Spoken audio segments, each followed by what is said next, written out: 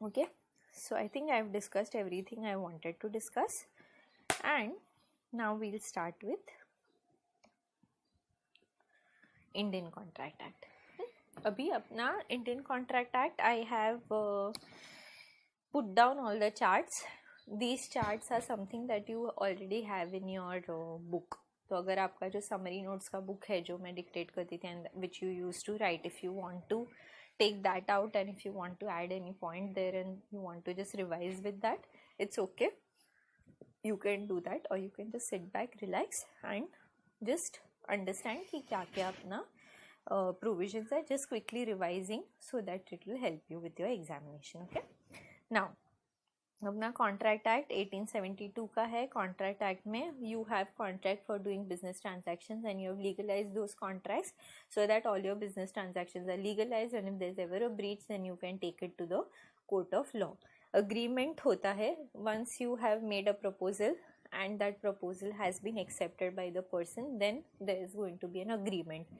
Now agreement है, does that mean कि वो उसको कोर्ट ऑफ लॉ में लेके जा सकते हैं. मेरे फ्रेंड ने डिसाइड किया कि हम लोग मूवी के लिए 5 बजे मिलेंगे, but he didn't come for the movie. There was an agreement but he didn't come for the movie. Can I take him to the court of law and will the court of law entertain me?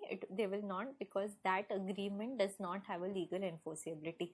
So only those agreements which have a legal enforceability are defined as contract under the Indian Contract Act, and only those agreements which have legal enforceability will come under the purview of the Indian Contract Act, which means that every contract is an agreement, but every agreement is not a contract. Okay, so your agreement is offer a proposal plus acceptance, and your contract is any agreement which has been given a legal enforceability. If the agreement has not been given a legal enforceability, then it is not a contract. Any social agreements between husband and wife, which are social agreements, are not covered under the purview of the Indian Contract Act. Now, two things important which I forgot to mention in the beginning. Number one is that मैंने आपको बोला था कि जो भी examples you are planning to write for your exams, please think of those examples and go mostly for your descriptive type of questions, so that when you have to write the example in the exam, you don't sit and waste your time thinking about what example to write. Secondly, यहाँ पे जो notes है इसमें मैंने लिखा है, I have taken your past 4 years का exam papers and जब से ये न्यू कोर्स आपका आया है, एंड योर 4 years का RTP रिविजन टेस्ट पेपर्स जो इंस्टीट्यूट ने निकाला है. So I have mentioned against each कि इसके ऊपर क्वेश्चन कहाँ पे आया है. तो दिस सोशल अग्रीमेंट वाला जो अपना है, this has been asked as a case study in November 18 paper of your examination, जहाँ पे RTP में पूछा गया है. I have written RTP which means it's not come in the main exam but it has been asked in the RTP. अपना जो November 20 का RTP है, I have solved and I have put it on my YouTube channel, and I'd shared a link with you guys. Ensure you do the RTP before you go for your examination, because RTP and MTP of your attempt institute का favourite होता है, तो वो लोग उसमें से कभी कभी एक आध क्वेश्चन पूछ लेते हैं, तो वो करके जाने का लास्ट डे पे, या अभी से करके रखोगे तो भी ठीक है. तो मैंने यहाँ पे लिख के रखा है what has been asked where, so that when you are studying you will know what is things which have been asked prior, so you can focus more on that. Okay. तो दिस हैज़ बीन आस्क्ड कि social agreements होते हैं, husband ने wife को बोला मैं तेरे को ये दूंगा, उसने नहीं दिया उसको, whether it will be covered under the Indian contract act. So you will have to write कि अग्रीमेंट होता है, लीगल एनफोर्सिबिलिटी होता है, तो कॉन्ट्रैक्ट होता है. Social agreements are not included in this case. Husband had promised the wife to get this, but he didn't get it. So based on the provisions of the act and the facts of the case, we understand that because it's a social agreement, it will not be covered under the Indian Contract Act and they cannot be legally enforced. वैसा आपको answer आपका लिखना है. So agreement and contract का difference is what we do. Now coming to the essentials of a valid contract. Again, this has been asked in RTP of November 20, which is applicable for your examination. So again, it's important for you. So essentials of valid contract are defined under section 10 of the Indian Contract Act, and there are certain things which are not given in the act but which are necessary for you to enter into a valid contract. तो what are the essentials of a valid contract? There has to be an agreement. मैंने एक proposal डाला है, offer किया है, and that same the सामने वाला has accepted, and there has been an agreement between us that we want to go ahead with this.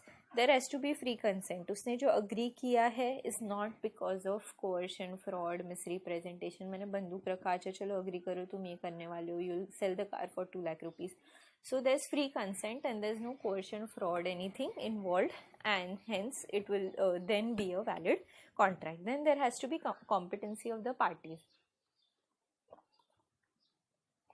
Parties cannot be a minor, cannot be a person of unsound mind, and cannot be a person who is disqualified by law. तो minor के साथ agreement करते हैं तो that is void. What is minor के साथ का agreement and what are the provisions we'll do as we go ahead. Then person of unsound mind, if he is lunatic or he is drunk, and when he is in that unsound mind state, you cannot enter into an agreement with them. And foreign ambassadors, alien enemy hai, all of these are people who are disqualified by law, so you can't enter into people who are not competent to enter into a contract. So competency of the parties is important. Lawful consideration and legal object, I cannot enter into anything which is opposed to public policy or which is immoral, illegal. Then if I enter into something which is where the consideration is illegal or where the object is illegal or opposed to public policy, then it will not be termed as a valid contract. And it is something which is not expressly declared to be void. अगर मैं किसी का murder करने का plan बनाती हूँ, bank का चोरी करने का, this is expressly declared to be void. So I cannot enter into an agreement which is expressly declared to be void. So what are the essentials of a valid contract? Please repeat so that you remember when you are revising. Essentials of a valid contract are: you have to have agreement, you need to have free consent, you have to be a competent party to enter into the contract, there has to be a valid consideration, and there has to be a legal object. Lawful consideration, legal object, and the agreement is something which is not expressly declared to be void. If these conditions are fulfilled, then as per section 10 it is a valid contract. What are the additional conditions which are required? There has to be two parties. मैं खुद के साथ enter नहीं कर सकती हूँ agreement. I need to have two parties. There has to be an intention to create a legal relationship between the parties. When I tell my friend come for a movie, I am not having a legal intention to create any legal relationship. But when I am entering into an agreement to sell my car for 2 lakh rupees to a stranger, there's an intention to create a legal relationship. So if there is two parties, if there's an intention to create a legal relationship, I have fulfilled all the legal formalities which are required under the act. अगर मैंने bank के साथ account खोला, insurance लिया, I sign all the documents, I fulfill all the legal formalities, then it will be a valid contract. There has to be certainty of meaning. What exactly is what I want to order, what is the agreement for. I want 10 kgs of rice. 10 kgs of what rice? I want basmati rice, and I want it packed like this. I have to have certainty of meaning to the agreement that I am entering into. If it is a vague thing कि अच्छा 10 kilo rice भेज देना, what kind of rice do you want? Kolam rice, you want basmati rice, what kind of rice do you want? It's not certain, then it will not be a valid contract. And possibility of performance. I enter into an agreement, I tell him अच्छा मैं तेरे लिए चांद तारे लेके आऊँगा, but it's not a valid contract because it's impossible to perform. So now section 10 में क्या क्या आपका essentials है?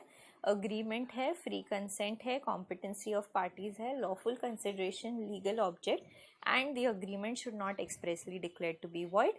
Additional things what is required is you have to have two parties. Those two parties are intending to create a legal relationship. There is fulfillment of legal formalities. Yes, I will share it. There has to be certainty of meaning and possibility of performance. So these are the things which are required. Now what are the types of contract? तो अपने पास कौन से contract है? One, you have based on validity and enforceability on the basis of formation and basis of performance. Types of contract as such पूरा question नहीं पूछते, but जो अंदर के कॉन्ट्रैक्ट्स है वो आपको 1-1, 2-2 मार्क के लिए पूछ सकते हैं, 3 मार्क के लिए पूछ सकते हैं, 5 मार्क के लिए पूछ सकते हैं. वैलिड कॉन्ट्रैक्ट जस्ट अभी किया कि जो भी सेक्शन 10 का रिक्वायरमेंट है वो फुलफिल होता है तो वो होता है वैलिड कॉन्ट्रैक्ट। वॉइड कॉन्ट्रैक्ट क्या होता है, जो मैं पॉसिबल नहीं है परफॉर्म करना, उसको बोलते हैं void contract. Something which can not be done or which is not permitted by the law or which is immoral is a void contract. Then coming to voidable contract, तो voidable contract क्या है, जहाँ पे I have entered into an agreement but that agreement is not entered into with free consent. तो अगर मेरा free consent नहीं है, if my agreement is the consent is given due to coercion, fraud, misrepresentation and mistake or whatever the things like that, then in that case it will be considered undue influence. In that case it will be considered that the contract is a voidable contract. voidable contract होगा तो जो party के ऊपर undue influence हुआ है या coercion हुआ है, it is voidable at the option of that party, which means he can treat the contract as void or valid depending on what he wants to do. So he has that option of treating the contract as void and not going ahead with that type of a contract. Then coming to illegal agreements, again transactions which are illegal, which are covered under your criminal procedure code also. All of those agreements, अगर मैंने RNS decided, example अपना जो favourite वाला था कि RNS ने decide किया साथ में बैंक में जाएंगे और उसमें प्रोसीड्स जो है जो प्रोसीड्स आएंगे रॉब करके दैट दे विल शेयर, तो इसमें RNS का agreement of robbing the bank is illegal in the first case. तो उसके जो कोलैटरल ट्रांजैक्शन है which is sharing the proceeds will also be considered to be void. Void में ज़रूरी नहीं है कि कोलैटरल भी वॉइड हो, इलीगल में ज़रूरी है कि इलीगल वाला जो अग्रीमेंट है वो तो वॉइड है बट उसका जो कोलैटरल है even that agreement will be considered to be a void agreement. So that's the difference between the void and illegal agreement. And unenforceable contract. So I have told कि अच्छा मैं आपके restaurant में आके शाम को गाना गाऊंगी, but then I met with an accident and I can't go and perform at the restaurant. So in that case it's a unenforceable contract at that point of time. Now coming to the different contracts. So अपना valid, हाँ void में अपना और एक चीज़ important है to note, दो type का होता है। void ab initio, मतलब वो स्टार्टिंग से ही void होता है। मैंने माइनर के साथ अग्रीमेंट किया वो तो होना ही नहीं चाहिए, it is a void ab initio agreement, वो स्टार्टिंग से ही void है।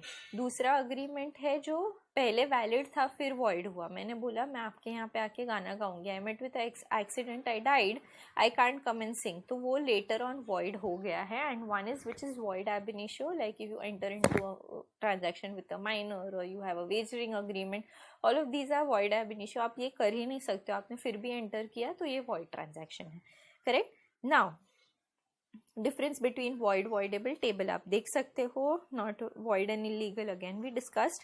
Now on the basis of formation of contract, इसमें आपके जो इम्प्लाइड कॉन्ट्रैक्ट है, इसमें जो कूली वाला एग्जाम्पल है, it's been asked in your RTP of May 20 examination, case study type of question पूछा है। एंड RTP दो बार मैंने सेम लिखा, आई थिंक November 20 में भी केस स्टडी पूछा है on what are tactic contracts, और उसके लिए वो लोग ने कूली का एग्जाम्पल नहीं है, उसमें कोई और एग्जाम्पल है, but both of them are implied contracts. So your implied contracts are important and it will be it can be asked in examination. So formation of contracts में कैसे टाइप के हो सकता है, एक है एक्सप्रेस कॉन्ट्रैक्ट, मैंने बोला मैं 2 लाख के लिए कार बेचूंगी तो I will give you the car, you give me 2 lakh rupees, that is express contract, we have entered into writing में हमने सब कुछ लिखा है। वन इज इम्प्लाइड कॉन्ट्रैक्ट, कूली ने आके मेरा सामान उठा लिया and he is now taking that सामान and going and I don't stop him from that, then I am obliged to pay him. वो मैं सिग्नल पे खड़ी हूँ एंड वो कोई आके छोटा बच्चा साफ करने लग गया, मैंने उसको रोका नहीं, बोला अच्छा इधर से भी साफ कर, थोड़ा ये भी गंदा है, तो because I have not stopped him from doing what he is doing, then there is an implied contract between us and I will have to pay him for whatever he is doing. So that is an implied contract which is also known as a silent contract. उसमें कूली का example very important. Then coming to quasi contract, quasi contract क्या होता है, जहाँ पे हमारा contract है नहीं, there is no contract between the two of us, but the nature of transaction और the circumstances are such where a contract has emerged and I'll have to do something under the act. इसमें example again दिया था कि आपको teacher को fees देना था 10,000 rupees, instead of that you are very rich, you transferred 1 lakh rupees. Now there is no agreement or a contract between the teacher and the you to give you for her to pay you 90,000 rupees back, but because you have overpaid her, she is under an obligation, under a quasi contract to give you back the money.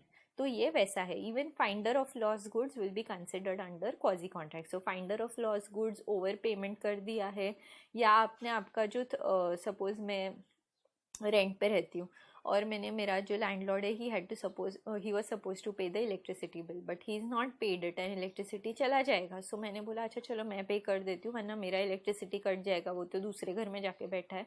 So I decided कि चलो I will pay the electricity bill. In that case, though there is no contract between the two of us, he is supposed to reimburse that amount to me.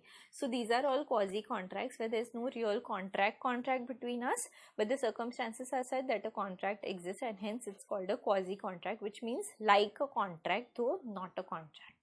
Okay, then E contracts, Amazon, Flipkart, Snapdeal, कहीं पे भी जाके आप I accept करते रहते हो ऐसे blindly without reading anything, that is cyber contract. तो आप कुछ भी अग्री करते हो, बैंक में भी होता है एक्सेप्ट कर देते हो, we agree to all terms condition, FD खोलना है we agree to all terms condition, share market में शेयर्स लेना है we agree. All of these are e contract, cyber contracts और .com contracts. Okay, now on the basis of performance. Performance में है executed contract, executory contract. हमने contract enter किया, मैंने उसको कार दिया, उसने मुझे 2 लाख रुपए दिया. Executed contract, both the parties have perform their side of the obligation, it is called a executed contract. Executory contract में 2 होता है, एक पार्टी ने परफॉर्मेंस कर दिया है and the other party is pending to do, और both are pending to perform their part of the contract. I have given the car, he is yet to give me 2 lakh rupees, that is unilateral executory. अगर मैंने car नहीं दिया है, उसने भी पैसा नहीं दिया, but we have entered into an agreement where I am going to give him the car after 2 days and he is going to give me the money after 2 days, then that will be called as a bilateral contract where both the parties, bilateral दोनों parties को performance करने का बाकी है. Unilateral एक ही party का performance बाकी है, दूसरी पार्टी ने परफॉर्मेंस कर दिया है. So now again to revise, what are the different types of contracts? Please repeat with me. Based on the validity, you have a valid contract, you have a void contract, you have a voidable contract, you have illegal contracts, and you have unenforceable contracts. Then coming to based on the formation, how will you form the contract? One is express contract where you put in writing. So you have express contract, you have implied contract, coolie वाला example. Then you have quasi contract where there is no contract as such, but it is like a contract. Finder of lost goods, excess payment of money, payment by interested person, payment for necessity supplied, all of these will be quasi contracts. Then coming to e-com contracts, which are also known as cyber contracts or .com contracts, which you enter online with a third party. Then based on performance of the contracts में there are 2 types. One is executed contracts and one is executory contract. Executed contract जहाँ पे दोनों ने performance execute कर दिया है. Executory where they have yet to perform. If one party is yet to perform, it's unilateral. If both the parties are yet to perform, it will be considered to be bilateral contract. Okay, so is that done? Now coming to proposal and offer. What is a proposal? What is the offer? It's been asked in your RTP November 19. When one person signifies to another his willingness to do or not to do something, it will be considered with a view to obtaining assent of that person. Then it will be considered to be a offer. मतलब मैंने एक को बोला है कि whether you will do this or you will stop doing this, then and with a view to obtain his approval or assent for that, it will be considered to be offer. So what are the essentials of a valid offer? Again, you have to see only from the definition से ही हमेशा essentials आता है. Please remember, if you know the definition, you can write the essentials. So you have 2 parties, promisor and promisee. One person signifying to another willingness होना चाहिए. Offer can be positive or negative. तुम ये करो or you don't do this. उसके लिए I am entering into an agreement with you and with a view to obtaining assent. So these are the 4 essential elements. What are the 4 essential elements? There are 2 parties, promisor, promisee. There is a willingness to do or not to do something. So offer can be positive or negative and with a view to obtaining the assent. What are the different kinds of offer? you have an express offer, you have an implied offer. Express where you actually make an offer, implied offer where you give the material and they start using the material, so that would be implied offer. Now what are the different kinds of offer? You have general offer, please repeat with me. You have a general offer, you have a special offer, you have a counter offer, you have a cross offer and you have a standing offer.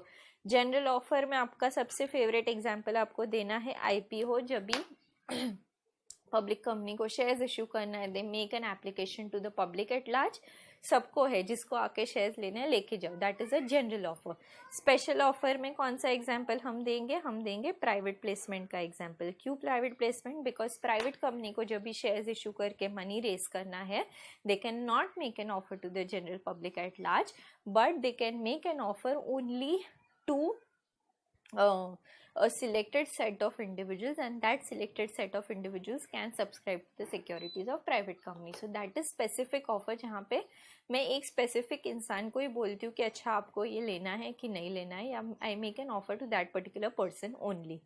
Now counter offer and cross offer. counter offer, cross offer क्या होता है कि जहाँ पे मैंने offer भेजा, okay I am ready to sell this to you at 2 lakh rupees, and at the same time he is also making an offer, okay I am ready to bye.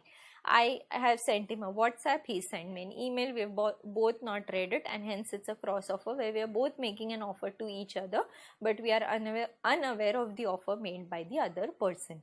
Counter offer, सब्जी वाले के पास जाते हैं, अच्छा भैया कितने का दिया, 50 का दो, अच्छा 40 में देगा क्या. Counter offer where he has made an offer but I am making a counter offer to that. And standing offer is where I tell him okay this offer is valid for this period of time, after which it will not be a valid offer. तो अगर आपने कभी ऐसे showroom में गए रहेंगे, Croma वोमा में कुछ लैपटॉप लेने गए, उसको बोला कि देखो आज अमेजोन पे ये लैपटॉप 25,000 का, ही से ओके बट हमारे यहाँ 27 है, so I tell him that you give it to me for 25,000, I will buy it.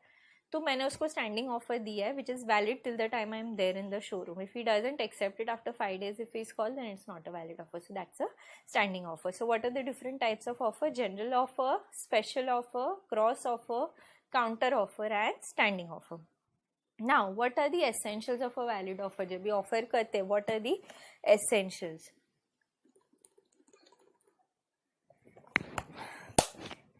Offer should be such that it is capable of creating legal relationship. अगर legal relationship नहीं create होता है, अगर legal enforceability नहीं है, तो then there is not going to be a valid offer. मैंने बोला था, मैंने लड़के को पूछा था क्या तुम मेरे साथ डेट पे चलोगे, do you want to be into a relationship with me. He said yes. कल उठ के वो बाद में थर्ड लड़की के साथ गया. I can't do anything about it because there no legal relationship. So a legal relationship is essential.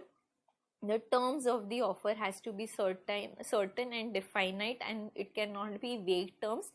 I have to give an offer exactly, okay I want 10 kgs of column rice of this quality of 60 rupees per kg or 100 rupees per kg, whatever variety you have. So I have to select and I have to give that certain thing.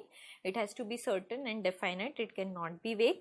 It has to be communicated to the offeree. So the person to whom I am making the offer, it has to be communicated to the offeree. इसमें यहाँ पे आपको एक important example था जहाँ पे the prize money was announced for search of the boy, and that person who got the boy was not communicated the offer. He did not know that if he finds the boy, he'll get that particular amount. So communication has to be there, otherwise it's not a valid offer.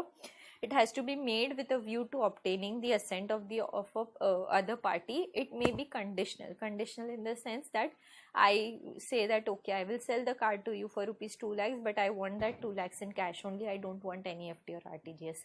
In that case I am making a condition. तो अगर वो condition fulfill होगा तो ये वो offer accept हो रहा है. It should not contain a term that non-compliance would amount to acceptance. Again it's very important. ये पूछ सकते हैं case study type of question के लिए that if there is non-compliance. मैंने आपको बोला अगर आपने कल तक मुझे नहीं बताया तो I will assume you have got the TV. That is not a valid offer. It may be either specific or general. Again something which we've done is different from a mere statement of fact or invitation. I forgot to mention, but this has been asked in okay I've written here. तो उसको पूछा गया है exam में कि अगर मैं showroom में गई, शोरूम पे टैग लगाया था that this product is for 850 rupees. I said that okay I want to buy the product, but he refused to sell. Whether he can refuse to sell? Yes, he can refuse to sell, because if there is a product on display, it's a mere invitation to offer, which is different from the offer itself. So offer and invitation to offer are two different things. Only because I'm inviting you to offer does not mean I'm making you the offer. Similarly, if I in a IPO, सब लोग share subscribe कर सकते हैं, लेकिन सबको shares allot नहीं होता है. सो मैंने देखा कि अच्छा ये प्राइस रेंज में है, I want to buy the securities of Tata. I applied, but not necessary that Tata is going to allot the securities to me. So it's an invitation to offer. A statement of offer or an invitation to offer is different from the offer itself, and only because there is an invitation to offer does not mean कि वो offer हो गया है. Correct? So that is something which is important to remember. Statement of price is not an offer. Okay, again इसका case study पूछ सकते हैं. So mark this as important. Offer may be expressed or it may be implied. Yeah, see, it's been asked in November 18 examination, जो price tag वाला example दिया वो. Now acceptance, offer कर दिया, acceptance होगा. How is the acceptance going to happen? When the person to whom proposal is made gives his assent. मुझे proposal दिया था, आपको कार खरीदना है, मैंने बोला हाँ मुझे कार खरीदना है, and 2 लाख के लिए खरीदेंगे, ओके मैं 2 लाख के लिए खरीदूंगा. Proposal is accepted, then that becomes a promise. So उसके लिए सर विलियम एंसन, ये again can be asked for descriptive type of questions. इसने बोला था acceptance is to offer what a lighted match is to a train of gunpowder. This explain this statement. वैसा आपको पूछेंगे तो आपको उसमें लिखने का है कि जब भी what is it, lighted matches to train of gunpowder, तो वो दोनों जब मिक्स होता है तो होता है प्रॉमिस. सिमिलरली वहाँ पे होता है explosion. So it's the same thing. So you'll have to explain that when the offer is given and acceptance is also given, then it becomes a promise. So for offer and acceptance, it's like a lighted match and train of gunpowder. When they come together, then it becomes a promise. Now what are the rules regarding valid acceptance? Again this has been asked RTP May 19 and यहाँ पे November 19 के RTP में आपको case study पूछा गया है. Mere silence is not acceptance, which I said, if I don't accept the offer, you can't say कि okay, if you don't come back to me within 2 days, I will assume that you have accepted the offer. अगर वैसा कोई question आएगा तो बोलने का mere silence does not amount to offer. In this case, it has been said that blah blah blah, whatever the facts of the case, and hence in the light of the law, the answer is that the mere silence does not amount to acceptance, and in this case the person is said to have not accepted the offer. Then acceptance can be given only by the person to whom is made. अगर मुझे acceptance नहीं बोला है तो मैं जाके खुद से बोल नहीं सकती अच्छा चलो चलो I accept, तेरे को कोई offer कर नहीं रहा है. Acceptance must be absolute, unqualified. It must be communicated. होना चाहिए communicate कि I want, जैसे offer has to be communicated, I want to give you this offer, वैसे acceptance भी communicate करना चाहिए. अगर मैंने बोला ही नहीं, मेरे को कुछ आ गया है, मैंने ऐसे ही कुछ inform भी नहीं किया whether I want to buy the car, I don't want to buy the car, then it is not communication of offer. But if I do a implied communication, मेरे घर पे ज्वेलरी आ गया, उन्होंने बोला ये ऑफर है, मतलब लेना है तो लेना, मैं पहन के बाहर सज धज के घूमने को गई, then that will be considered to be implied acceptance of the offer, and that will be considered to be acceptance. Then it has to be in the prescribed mode. If I say you have to drop an email if you want to go ahead and accept this offer within the time, if time period is not given, then within a reasonable period of time.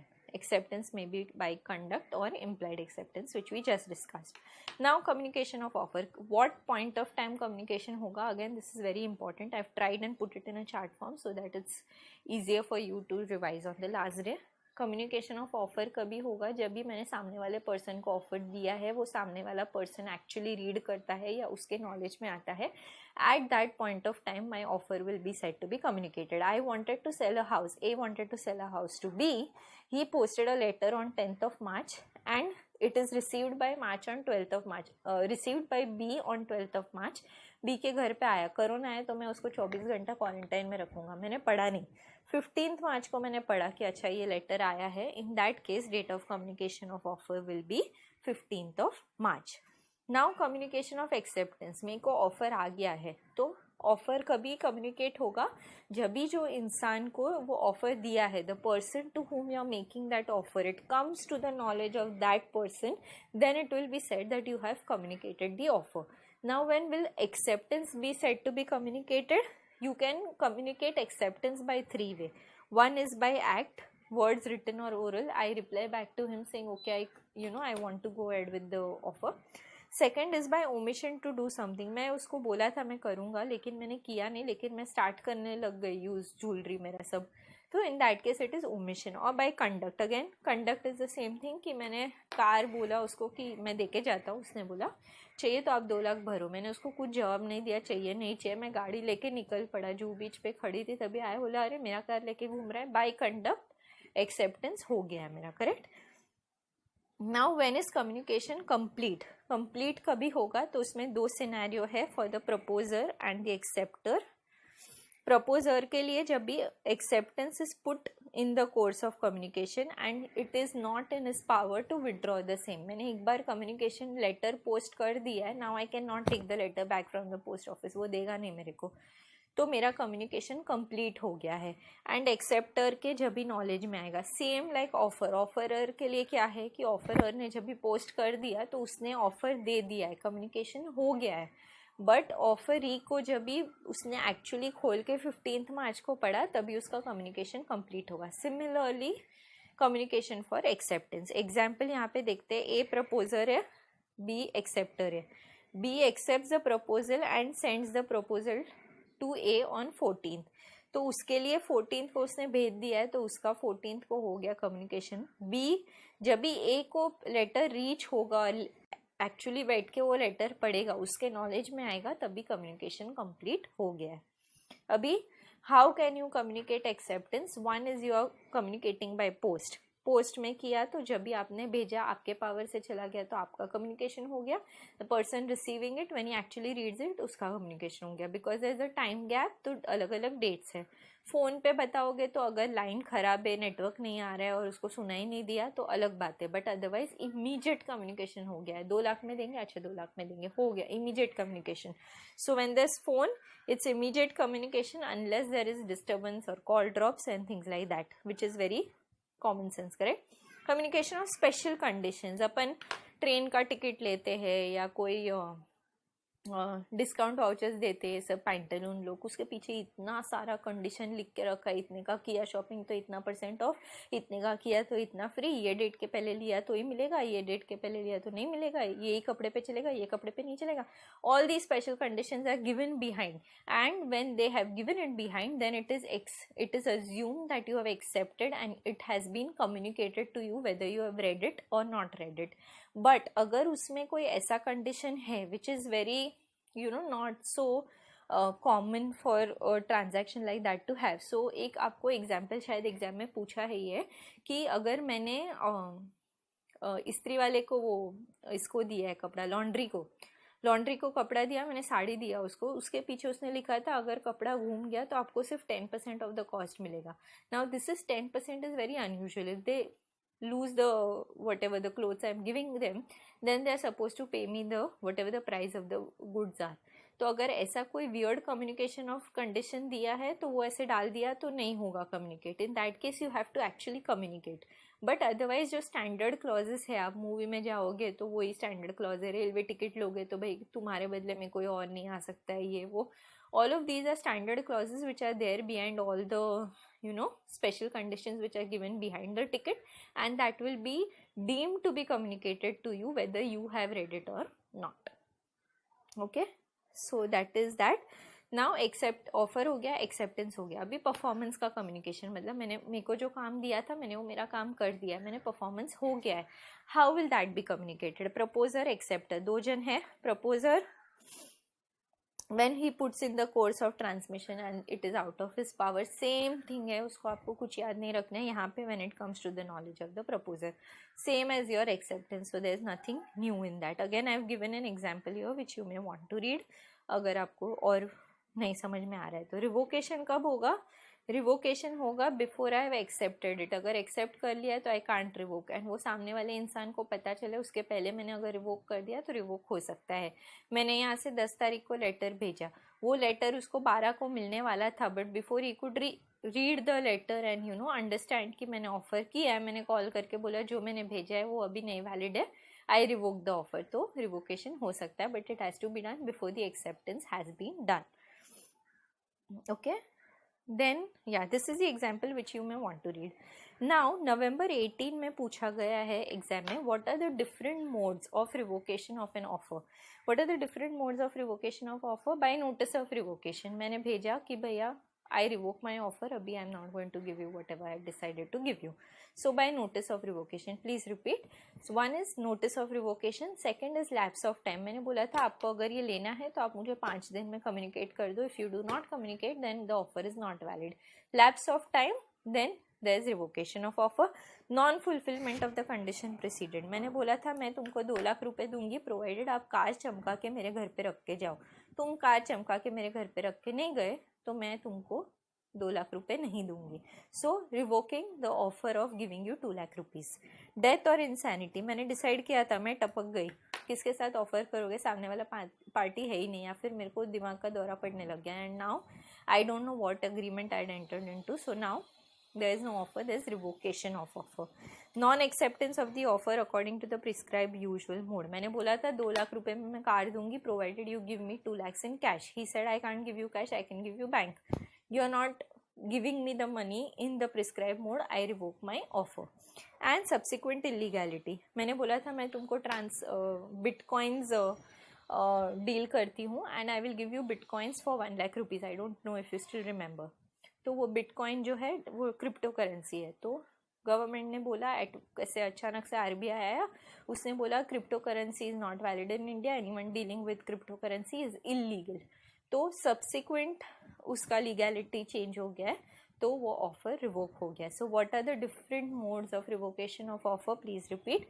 You can do it by sending a notice of revocation. You can do it when there is a lapse of time, non-fulfillment of the conditions precedent, death or insanity, there is a counter offer, non-acceptance of the offer according to the prescribed or usual mode, and subsequent illegality of the contract. So these are the important bullet points. अंदर का matter आपको लिखना पड़ेगा when you sit for the examination. Now coming to consideration, your favorite topic. छोटू सा topic है, but if you see there are a lot of questions asked.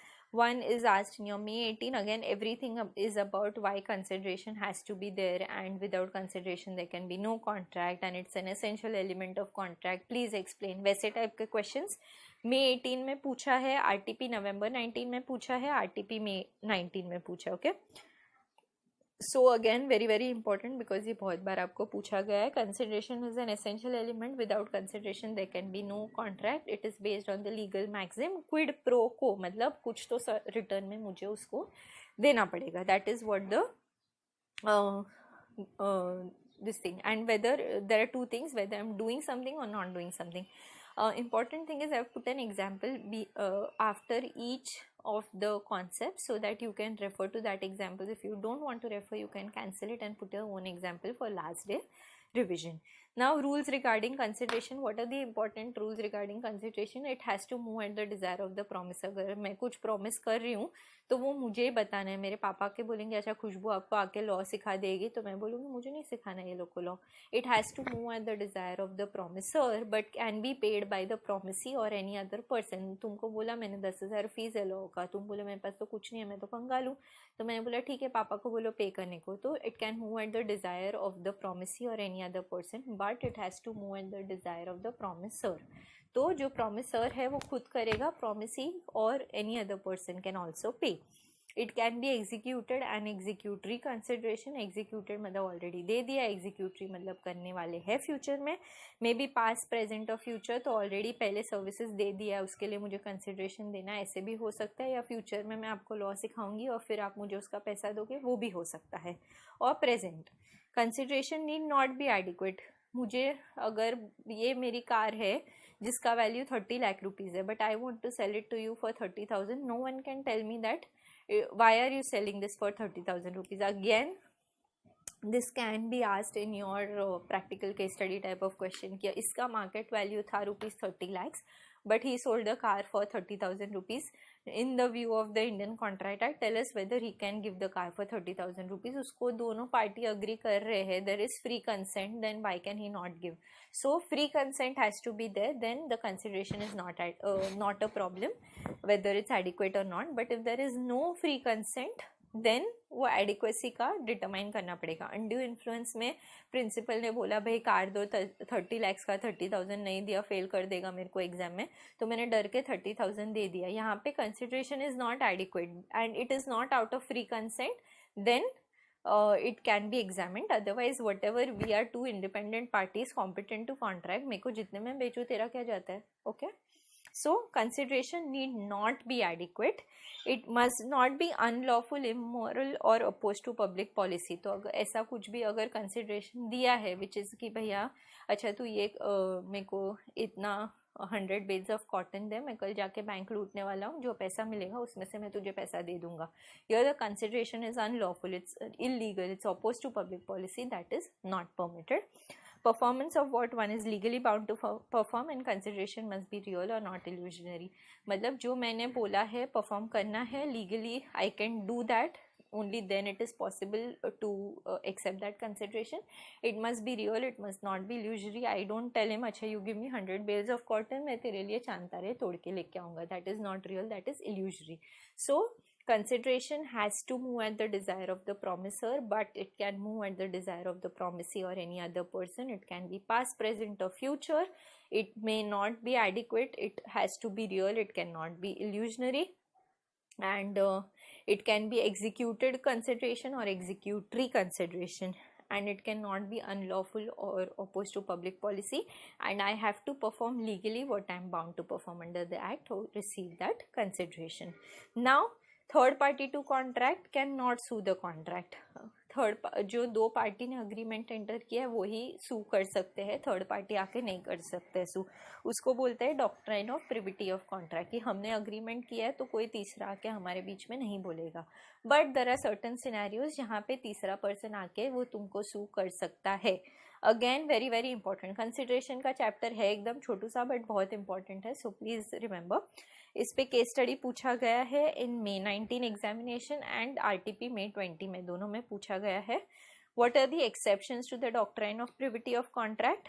Trust होगा तो beneficiary कर सकता है, फैमिली सेटलमेंट होगा तो दूसरे मेंबर्स कर सकते हैं, सॉरी. देन अगर मैंने असाइन किया है मेरा कॉन्ट्रैक्ट तो असाइन ही मेरे बिहाफ पे कॉन्ट्रैक्ट कर सकता है. मैरिज कॉन्ट्रैक्ट्स है तो any well wisher can do it on my behalf, any member of the family can do it. Acknowledgement और एस्टॉपल मतलब मेरे बिहाफ पे कोई और एक्ट कर रहा है ना, permitted him to act in that fashion, then he can also do it. Covenant running with the land, so if I do something and if I pay the government authorities then I am allowed to do and I can sue the third party because that is permitted under the act. And entered through an agent, मैंने agent को काम दिया है and agent is working with him on my behalf, अगर वो पैसा नहीं देता है तो I being the principal I can sue that third person. So these are the exceptions to the doctrine of privity of contract. Privity of contract क्या है कि जो दो पार्टीज एंटर किया अग्रीमेंट वो सू कर सकता है, third party can not come and sue. What are the exceptions. Exceptions में आपका आएगा ट्रस्ट, आएगा फैमिली सेटलमेंट, मैरिज होगा, covenants running with the land होगा, एक्नॉलेजमेंट एस्टॉपल और एजेंसी, ये दोनों होगा. तो आपका हो गया वो एक्सेप्शन जहाँ पे थर्ड पार्टी आके आपको सू कर सकता है. Validity of agreements without consideration. There are some agreements where there is no consideration, and even though there are no consideration, the agreements are considered to be valid. Consideration essential है, but ये जो scenario है 6 scenario उसमें consideration नहीं भी होगा, even then it will be considered to be a valid contract. अगर it is made out of natural love and affection तो वो valid हो जाएगा. अगर मैंने गिफ्ट किया है तो valid हो जाएगा. एजेंसी में कंसिडरेशन नहीं होता है तो again it will be considered to be valid. Past voluntary services, मैंने फ्री में तुमको लॉ सिखाया था and now you are paying me consideration for that, again it will be considered to be valid. And payment of time barred debt, तो already limitation act में वो time barred हो गया एंड अभी एक सेटलमेंट हो रहा है for a lumpsum amount, then it will be considered to be valid. Now coming to the third part, which is the essential elements of a valid contract. Do you guys want a break? 2 minutes break? Okay, take a 2 minutes break. or should we just continue? Okay, we'll take a 2 minutes break. Okay, 2 minutes break and we come back.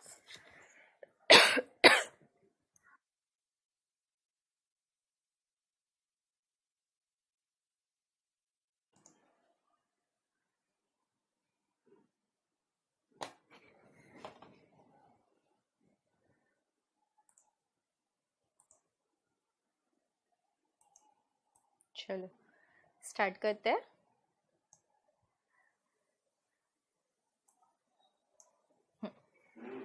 Now coming to the third chapter, which is your essential elements of a valid contract. क्या क्या essential elements है अपना valid contract के लिए? एक है capacity to contract. ये sub section 10 में से आता है, तो अपन ने जो सेक्शन 10 में किया है वो सेम सब आएगा. फ्री कंसेंट होना चाहिए, लॉफुल कंसिडरेशन एंड ऑब्जेक्ट होना चाहिए, and it is something which should not expressly declare to be void. Capacity to contract में अपना 3 चीज़ इंपॉर्टेंट है कि I should not be a minor, I have to attain my 18 years of age, only then I can contract. I should not be a person of unsound mind. मैं एकदम full बेवड़ी हो गई, उसके बाद तुमने मेरे साथ अग्रीमेंट साइन किया, then it's not a valid because I am not in sound mind, I am in unsound mind.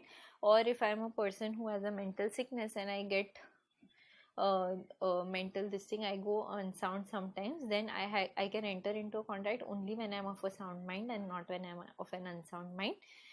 Foreign ambassadors और foreign consultants, alien enemies, ये लोग के साथ अगर कुछ भी enter किया है तो it is not a valid contract. alien friends के साथ किया है तो valid contract है, वो याद रखने का.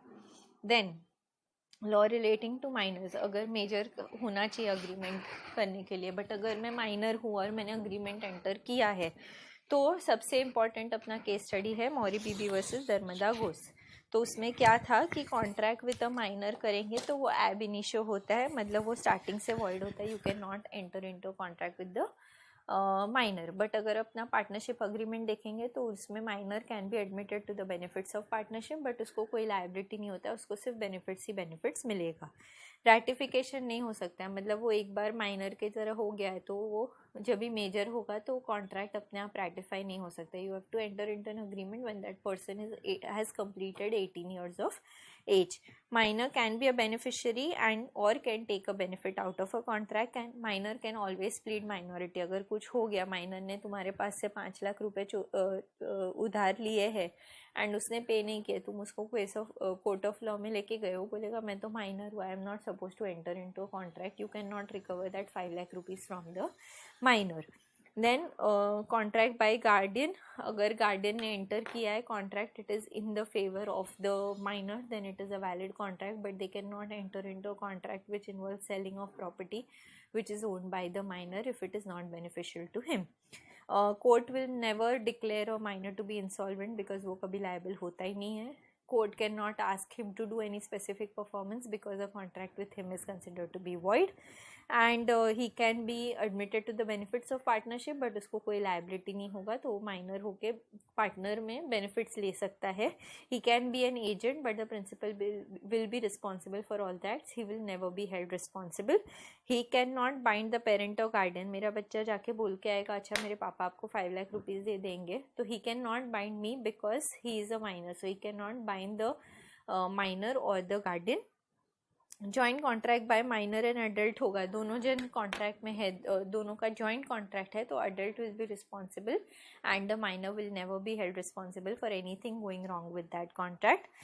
Surety for a minor, minor as a shareholder, liability for torts, अगर माइनर है, शेयर होल्डर है, या अगर श्योरिटी दे रहे हो on behalf of the minor, then the agreement is between surety and that person and it's never between the minor and that third person. And he cannot be a shareholder of the company, but a guardian can hold the shares on behalf of the minor. अगर कोई torts है जिसके लिए responsibility है तो minor उसके लिए responsible हो गया है, वो civil torts होगा तो वो responsible हो सकता है. Now अनसाउंड माइंड का अपन ने ऑलरेडी डिस्कस किया है कि जब भी साउंड माइंड होता है तभी कर सकते हैं, अगर अनसाउंड माइंड है या स्टेट ऑफ अनसाउंड माइंड है you can not enter into a contract.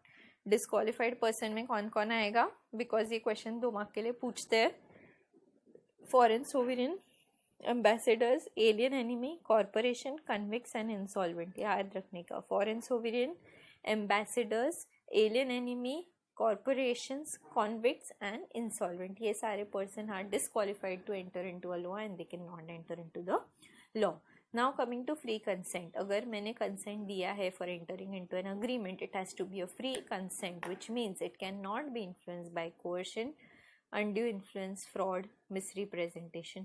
अगर ये चार चीज़ से वो इन्फ्लुएंस होता है then it is not deemed to be a free consent. अगर ये चार चीज़ involved है then the contract is not a valid contract, it is a voidable contract under section 19 of the act. Now what is coercion? Coercion मतलब threatening or commit to threaten. ये नवंबर 19 में आपको पूछा गया है व्हाट इज कोएर्शन और what are the essentials of coercion. Committing or threatening to commit an act forbidden by law. मैं कूद जाऊंगी, वो बसंती ने कुछ किया था ना कि मैं कूद जाऊंगी अगर तुमने हाँ नहीं बोला ये वो. इफ़ आई टेल यू कि अच्छा तुमने ये नहीं किया तो मैं तुमको शूट कर दूंगा या तुमको मेरी लाश पे से जाना पड़ेगा, ये सब जो फिल्मी डायलॉग है ऑल इज कोएर्शन. मतलब सामने वाले को करना नहीं है लेकिन मैं उसको डरा धमका के बोल रही हूँ you will have to do it. So when you are committing or threatening to commit an act which is forbidden by law then it will be considered to be coercion. And if any contract is impacted by coercion, then it is a voidable contract and not a valid contract. The unlawful detaining or threatening to detain any property. मैं तेरा ये लेके जाऊंगा अगर तूने ये नहीं किया तो. threatening to detain any property with the intention of causing any person to enter into an agreement, then it may be noted it is immaterial whether the Indian Penal Code is or in not force at the place when the coercion is employed. So if I am doing something which makes you enter into an agreement, I am threatening you, I am threatening your property, तेरी property जला दूंगा अगर तूने ये नहीं किया, मैं तेरे property के papers जला दूंगा if you don't do this, and I am threatening you to make you enter into an agreement, then it will be termed as coercion. Please remember, committing or threatening to commit any act which is forbidden under the Indian Penal Code or damaging or detaining any property with the intention of making that person enter into an agreement will be termed as coercion. And then you give an example of what the coercion is अगर आपको exam में पूछा तो. Again, undue influence. I've told you since the very beginning that the third chapter is very very important because every time there are questions asked on everything in the chapter. So undue influence, again it has been asked as a case study in RTP November 19 and May 19 exams में पूछा गया है. RTP May 20 में भी इसका question पूछा गया है. सो अनड्यू इन्फ्लुएंस जहाँ पे केस स्टडी है, मैंने केस स्टडी लिखा है, जहाँ पे मैंने कुछ नहीं लिखा है मतलब डिस्क्रिप्टिव टाइप ऑफ क्वेश्चन आया है. So again undue influence is very very important. Undue influence is where I am in a relationship and my relationship with that person is such that I am in a position to dominate the will of that another person and then make him enter into a contract with me, then in that case it will be said to be undue influence. मैं तुम्हारी teacher हूँ, अगर मैं बोलती हूँ मैं CA के papers भी करेक्ट कर रही हूँ and if you don't give me the car for 20,000 तो तू देख लेना, तो तुमको समझ गया कि बॉस ये CA के एग्जाम में मेरे को मरवाएगी, तो तुमने मेरे को बोला चलेगा 30 लाख का कार है, देखो 30,000 में लेना है तो ले ले. Here I am entered into a contract with undue influence. So when I am doing something where I have some subordinate, you are in a subordinate relationship and I have the power to influence your relationship, then in that case it will be said to be undue influence. And उसमें again you will have to give an example. ये जो है ना example यहाँ पे दिया गया है, that was the case study that was asked for the examination. Then coming to fraud और मिसरिप्रेजेंटेशन में दोनों में एक इम्पॉर्टेंट है. फ्रॉड जब भी मैं करती हूँ there is a mens rea, that is I am doing it with an intention to cheat you. Again it has been asked in your May 19 examination and a case study has been asked in your RTP of May 19 examination. So fraud again very very important. अगर I am doing or suggesting a fact which I know is not true, और there is active concealment of fact, I know कि मैं जो बोल रही हूँ वो झूठ है, या मुझे पता है तुम ये करोगे तो तुम्हारी बैंड बजने वाली है. So I am doing something with the intention of cheating you और making you enter into an agreement और डिफ्रॉड यू और in any way in a way that is going to harm you, and I'm doing it with the intention of cheating on you, then that will be considered to be a fraud. So any promise made without any intention of performing it, I know I'm not going to enter into an agreement without any intention of performing, concealment of fact or stating a fact which is not true, all of these will amount to fraud. Any act to deceive will be considered to be fraudulent. Again you will have to give example. Now mere silence होगा then it is not fraud. Again asked in your November 18 examination, that is called as केवे टेम्प्टर. तो अगर आपने मुझे पूछा dress लेने के लिए आए तो ड्रेस में एक छोटा सा होल था, आपने मुझे पूछा नहीं कि ड्रेस सब बराबर, आपने देखा अच्छा लगा, आप पहन के गए, घर पे गए तो देखा अरे ड्रेस तो नीचे से फटा हुआ है, then you come to me, then is the contract voidable? No, it's not voidable because mere silence is not fraud. But if you ask me dress कहीं से फटा तो नहीं है ना, and I tell you नहीं फटा है, then it will amount to fraud because you asked me and even then I have been silent and that silence will amount to word. So you will have to in that case treat it as a fraud and then in that case it will be voidable. मैंने आपको पूछा था dress फटा नहीं है तो आपने बोला नहीं फटा है, तो आप मुझे ये ले लो और मुझे पैसा वापस दे दो. Now it's become a voidable thing. So again you will have to give example. Mere silence does not amount to fraud. That is the rule of KV tempter, which means that the buyer has to be aware when the buyer is buying something from the seller, he has to ensure that he does the necessary inspection, he asks the necessary question before he makes the purchase. If he does not do so and the seller remains silent, which he has the right to remain silent because the rule of KV tempter applies, then in that case the buyer can later on not treat the transaction to be a voidable transaction because the buyer has to be aware and he has to do his inspection before buying the products. Okay, इसमें again you will have to give words versus hops का example जहाँ पे वो pigs गए थे और pigs बीमार थे और उसको पता नहीं था. So that example you can give. There is exception to the rule of KV tempter. What are the exceptions to the rule of KV tempter? Please listen carefully. All of these things are very, very important. What are the rules of the KV tempter which are applicable if you are in a fiduciary relationship? Then I have to disclose all the fact. तुम मेरा agent है, मैंने तुमको बोला तुम मेरे behalf पे shares खरीद सकता है, ये ले मेरा पैसा तुम शेयर मार्केट में इन्वेस्ट कर. You have a fiduciary relationship with me and you are supposed to disclose everything. अगर तुम्हारे सेम टाटा के शेयर्स बेच रहे हो लेकिन मेरे लिए शेयर्स खरीद रहे हो, then the rule of KV tempter will not apply because I am placing trust in you. Similarly contracts of insurance company ने एंटर किया, इंश्योरेंस कंपनी ने पूछा तुमको ब्लड प्रेशर डायबिटीज़ कुछ है, फैमिली हिस्ट्री में पापा मम्मी दोनों को डायबिटीज़ है, तुमने बोला नहीं है, then in that case rule of caveat emptor does not apply. Whenever you are entering into a transaction with the insurance company, that both the transactions have to disclose the material facts carefully or they can treat the agreement later on as a void agreement. Contracts of marriage again based on trust and faith. Contracts of family settlement, again family settlement है, then faith has to be involved, KV tempter will not be applicable. And share allotment contract जब भी prospectus issue करते हैं for inviting money from the public, then everything has to be stated in it and I can't say कि अच्छा तू shares खरीद रहा है, बायर भी अवेयर, तुझे वेबसाइट पे जाके देखना चाहिए था, वैसा नहीं. प्रोस्पेक्टस में all of these does not apply. So what are the exceptions to the rule of caveat emptor? Number 1 is where you are having your family settlements, you are having a fiduciary relationship जो आपको stock broker का मैंने बोला.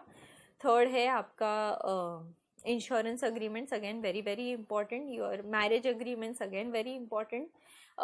Company में shares allot होता है, prospectus issue होता है, again the rule of KV tempter will not be applicable.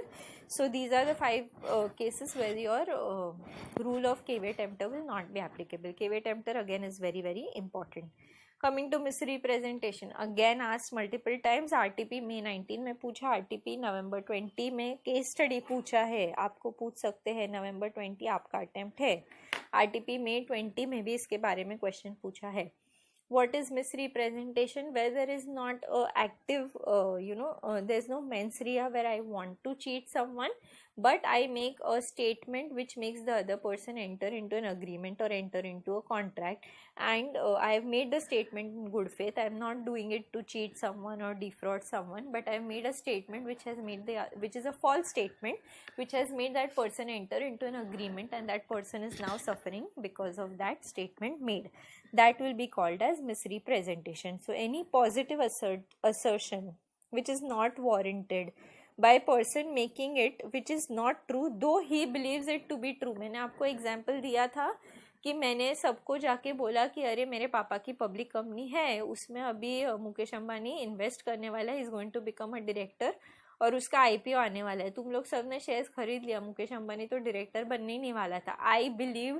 I had heard my dad talking, so I believed that he is going to be a director, but that was not the case. So here you have purchased the shares based on misrepresentation. That is called misrepresentation, where I make a statement which is not true, but which I believe to be true, then it will be misrepresentation. Okay. And again there is an example for that, you can go through that. So coercion and undue influence में क्या difference है? Coercion में आप किसी को भी commit threat कर सकते हो, committing threat or threatening to commit any act. Undue influence में आपका कुछ तो रिलेशनशिप होना चाहिए for you to commit undue influence. तो that is the most important difference between the two of them. The other differences you can go through which you can write for the examination. Fraud misrepresentation, again the main most important difference is fraud में I do it with the intention. Mens rea है, mens rea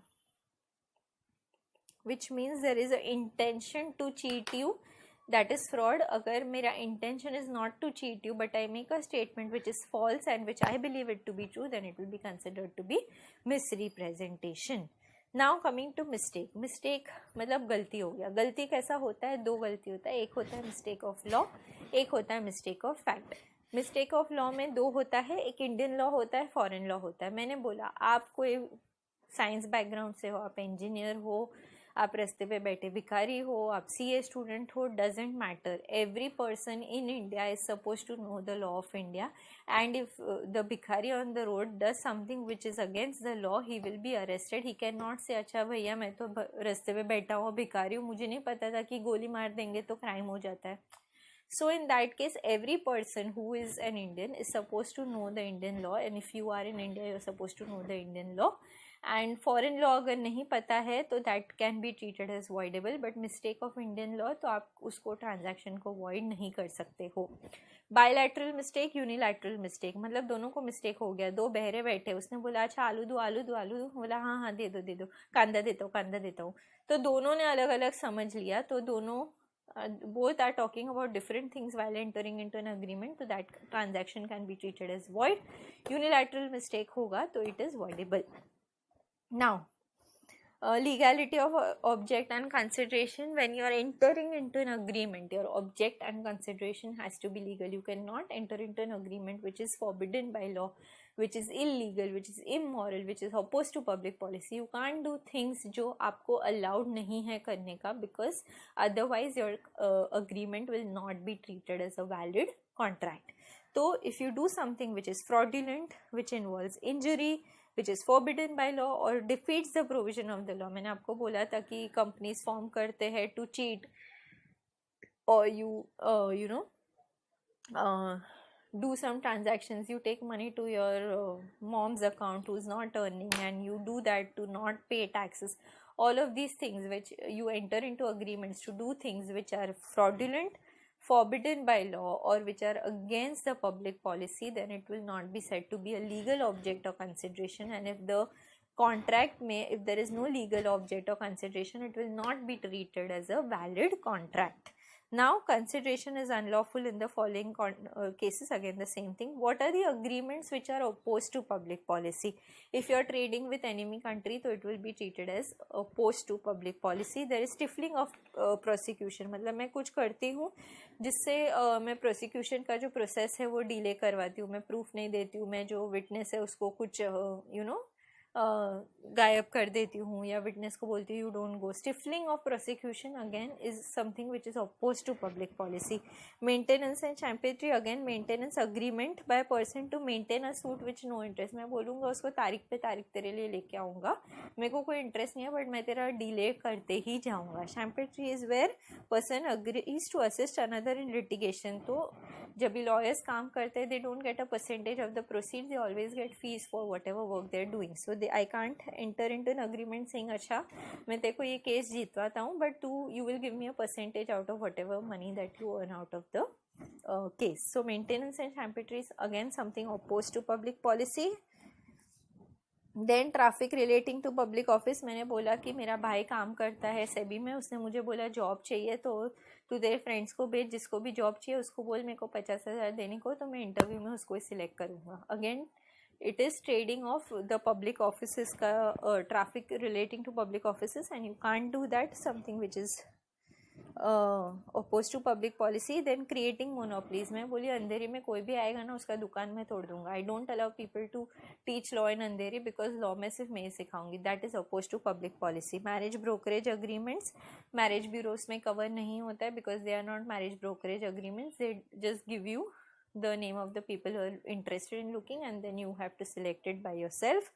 Then brokerage में कैसा होता है कि actually बोलते हैं कि तू इसके साथ शादी करवाएगा तो मैं तुझे 1 लाख रुपए दूंगा. वैसा आपने वो देखा रहेगा, वो कौन सा आता है सब टीवी पे आपका क्राइम वाला. Interference with the court of justice, काम चल रहा है उसमें विटनेस जाने वाला था, मैंने विटनेस को उड़ा दिया, विटनेस को गोली मार दिया, विटनेस को मुंह बंद करके किधर उसको छुपा दिया. All of this is interfering with legal process. Then that is something which is oppose to public policy. Induce any judicial officer of the state to partially और corruptly is word. Agreement with object is to induce any judicial officer कि तेरे को मैंने पैसा दिया, तू मेरे को ये decision give it to me in my favour. आपको पता है जो भी जजेस होता है ना, जो सब सुप्रीम कोर्ट, हाई कोर्ट, ये लोग को जैसे ही रिटायर होते हैं ना एक अननोन लोकेशन पे कहीं पे तो वर्ल्ड में लेके जाते हैं, जिसका लोकेशन किसी को नहीं पता रहता है, बिकॉज वो लोग ने इतने सारे नेगेटिव जजमेंट्स दिए रहते हैं ना लाइफ में कि अगर रिटायर होने के बाद उसको उड़ाने के चांसेस सबसे ज़्यादा रहते हैं. So anything way you do, way you are inducing the judicial officer कि भैया तू ये कर, मिले वो कर, then that will be something which is oppose to public policy. And consideration unlawful in part, अगर वो सीवियर हो सकता है तो जो पार्ट कर सकते हो वो वैलिड होगा, दूसरा पार्ट वॉइड होगा. अगर वो जॉइंट है and such a way that you can't separate it out, then the entire agreement will be treated as void. So these are the 9 points you have to remember. Again, please repeat with me. Trading with an enemy is something which is opposed to public policy. Maintenance and shampooing is opposed to public policy. Stifling of prosecution opposed to public policy. Trafficking in public offices is opposed to public policy.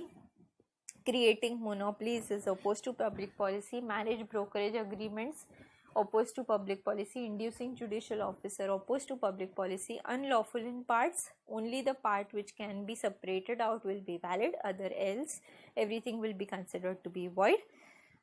And interfering with the court of justice will be opposed to public policy. So all of these agreements are void, and these are agreements which are opposed to public policy. Now coming in detail about what are void agreements. Valid agreements अपन ने पढ़ लिया, हर एक का essential पढ़ लिया. Now coming to what are void agreements, इसमें से अपन ने थोड़े डिस्कस कर लिए हैं. कॉम्पिटेंट पार्टीज नहीं होंगे, बायलैटरल मिस्टेक है, अग्रीमेंट अनलॉफुल, कंसिडरेशन और ऑब्जेक्ट इज अनलॉफुल और unlawful in parts. Agreement made without consideration not valid, correct, it's void. Then agreement restraint of marriage, किसका शादी इसके साथ हो ही नहीं सकता है. इन रिस्ट्रेंट ऑफ ट्रेड, तुम अंधेरी में कर ही नहीं सकते, तुम ये कोचिंग कर ही नहीं सकते हो, I will not allow you to do that. So agreement in restraint of trade. Agreement in restraint of legal proceeding, मैं तुमको 5 लाख रुपए देता हूँ, तुम इसके ऊपर केस नहीं करोगे, तुम इसके ऊपर गवाही नहीं दोगे. In restraint of legal proceedings again is void, meaning of which is uncertain. अगर सर्टनटी नहीं है मीनिंग में, the main essential of a thing valid contract is that there has to be certainty in what are the terms of the contract. If there is no certainty then it will be treated to be void. And wagering agreements, impossible act, शांतारे तोड़ के लेके आऊँगा. सो wagering agreements, wagering agreements क्या होता है, जब भी तुम जो सट्टा लगाते हो वो, सो यू डिसाइड कि तुम हैपनिंग और नॉन हैपनिंग, अगर बारिश आए तो मैं तेरे को ये दूंगा, इंडिया पाकिस्तान के सामने जीतेगा मैच तो मैं तेरे को 5,000 रुपये दूंगा. All of these agreements are called as wagering agreements which are not permitted by the Indian law and they are considered to be void agreements under the act. So there is happening or non-happening of an event जिसका certainty नहीं है. 4 important points. Happening or non-happening of an event, certainty is not there. There must be a common intention. And जो भी parties enter कर रहे हैं उनको सिर्फ जो मनी वैल्यू है उसमें इंटरेस्ट है, सब्जेक्ट मैटर में उनको कोई इंटरेस्ट नहीं है. बारिश आए कुछ फर्क नहीं पड़ता है, इंडिया पाकिस्तान में इंडिया मैच जीता, पाकिस्तान मैच जीता, मेरे को other than the money amount I have no other interest in that.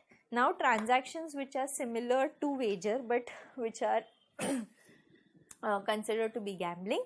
Are lottery transactions, अगर लॉटरी लिया अगेन इट इज़ अनसर्टन वो लॉटरी में आया नाम नहीं आया. Game crossword puzzle provided they don't exceed ₹1000. Speculative transactions, जहाँ पे मैं डिलीवरी नहीं लेती हूँ, मैं सिर्फ स्पेकुलेट करती हूँ. अभी मैंने 100 में शेयर लिया, बाद में मैंने उसको 130 में बेच दिया. I am not taking the delivery of the shares. And horse race transactions, अगर 500 के ऊपर है तो वेजर है, 500 के नीचे है तो वेजर है, 500 के ऊपर होगा तो does not exceed 500, then it will be consider. Horse race transaction में वो लोग बोलते हैं कि हॉर्स रेस होगा तो उसमें हॉर्स को प्रिपेयर करना पड़ता है, and horse you know is based on how much you prepare the horse for the race, and hence it will not be considered to be a wager. Then coming to transactions resembling with wagering transactions but which are not void. तो अपना mummy जाता है kitty party में, chit fund, that is similar to a wager. उसमें हर एक का ऐसे सर्टेनिटी नहीं होता है कि चिट निकालेगा तो किसका नाम आएगा, but that is something which has been permitted. Commercial transactions और share market transactions, again wager होता है. मुझे पता नहीं उसका भाव ऊपर जाना है नीचे जाने वाला. I am just speculating whether you know there is uncertainty. मैंने डाला है 100 में शेयर्स लिया है, द प्राइस में गो टू 80, इट में go to 200 also, but that is not a wager and it is permitted. Then game of skill or athletic competition where I am using my brains. I am not doing something just randomly or giving an answer randomly. I am using my brains or using my skill. Then it will not be considered to be wager. Kaun Banega Crorepati. And contracts of insurance, contract of insurance में बोलते हैं अगर तुम्हारा कल accident हो गया तो इतना रुपया मिलेगा, तुम्हारा गोडाउन जल गया तो इतना रुपया मिलेगा. There is uncertainty and there is no surety कि वो होने वाला है कि नहीं होने वाला है, but contract of insurance again will be something which is permitted.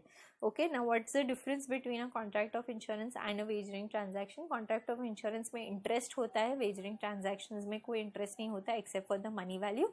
Contract of insurance में जो अमाउंट पेएबल डिसाइड होता है is actually calculated by people who have knowledge of the in the industry. And wagering transaction में जो है, अभी India Pakistan जीतेगा तो कुछ भी रैंडम अमाउंट बोल सकते हैं ना, जो डिपेंडिंग ऑन किसके साथ बेट लग रहा है.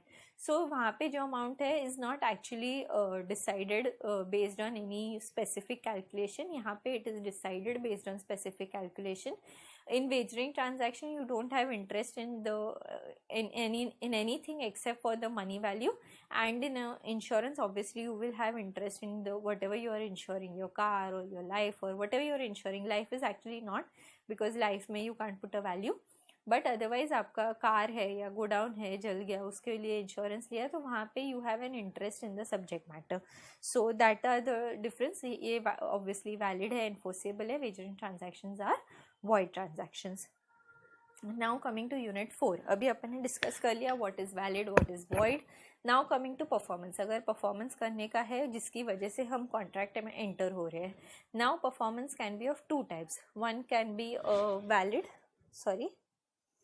actual performance और एंटिसिपेटरी परफॉर्मेंस और offer to perform. Actual perform क्या है, जब भी मैं एक्चुअली जाके परफॉर्म करूँगी. मैंने बोला था कि मैं आपके रेस्टोरेंट में आके शाम को 7 बजे गाना गाऊँगी, और मैं एक्चुअली 7 बजे जाती हूँ, मैं वहाँ पे गाना गाती हूँ, and he gives me 50,000 rupees for singing that song. That is actual performance. Offer to perform, मैं गई वहाँ पे बट ही सेड आज तो कोई क्राउड नहीं आया है. Remember this example, I told you कि अगर मैं वहाँ पे गई बट वहाँ पे कोई क्राउड ही नहीं आया तो मैंने ऑफर टू परफॉर्म किया, but he said he doesn't want me to accept that. Again I have written what it is and what are the examples. You can quickly go through them. Then coming by whom a contract may be performed. Very very important. Again case study पूछा गया May 19 examination में. अगर performance promise किया है तो कौन perform करेगा? The person who has promise to perform will perform.